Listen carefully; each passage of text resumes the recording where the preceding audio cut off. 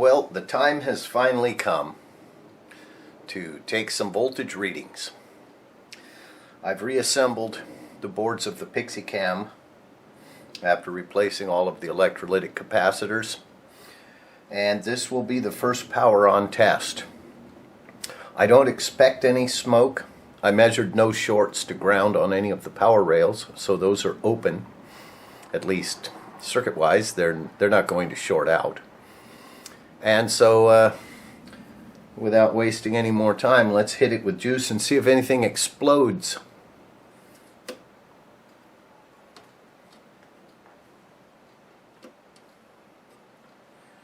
There we go.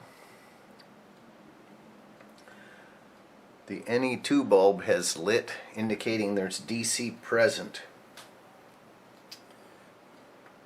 So the first voltage I'm going to check is B minus. B minus is measuring 178.5 volts with no tubes in. B plus. B plus is 185.4 volts with no loads.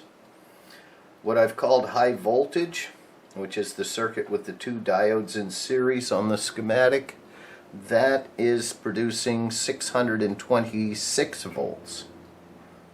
So those are the three DC output voltages of the power supply board. Let's take a quick look at the power supply. The voltage I call high voltage is on the right end of the two diodes on the top of the drawing, where I measured 610 volts. On the right side of R1, the 100K, I measured 540 volts. This output, called high voltage, goes to some of the bias controls for the Pixicam tube electron gun.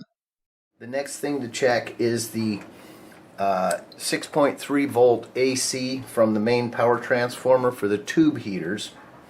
And I've checked in advance on this tube socket for a 6EA8. Pins 4 and 5 are the heater.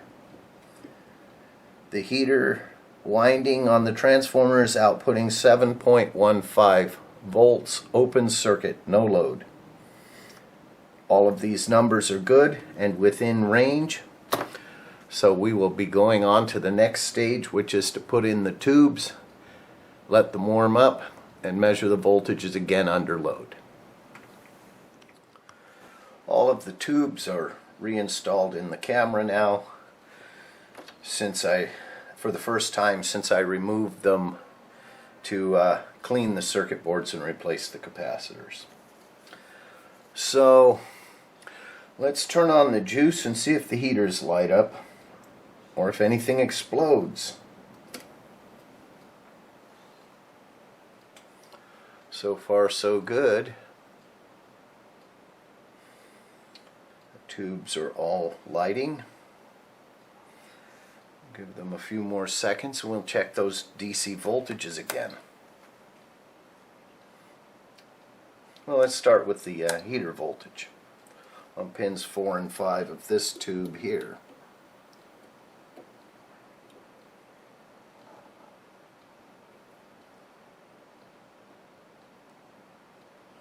There we go, almost had it. I want to touch the DC power supply. That's not right. There, I only had it for a moment. 6.9 volts on the heaters. That's okay. Alright, DC voltages. B minus. Minus 155.5. That's less than 5% error from 150. B plus, 156.4. Also less than 5% error. High voltage, 613 volts. All voltages look good, no smoke.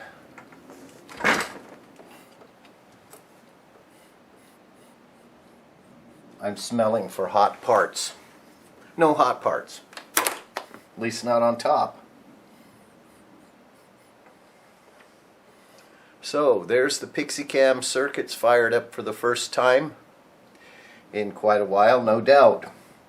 The next phase will be to get my oscilloscope running and to probe around the oscillators and see if vertical and horizontal scan is working. Stay tuned for that. Here's a look at the chassis from the other side. If you're wondering about the big open gap right here, there was another board in here with 2 vacuum tubes.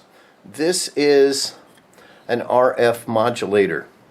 It has a VHF oscillator on channels 2 through 5 and a 4.5 megahertz FM audio modulator circuit. I thought the board was unassembled because very few components were visible on top. It turns out they're all on the bottom. Old-fashioned spiderweb style of construction.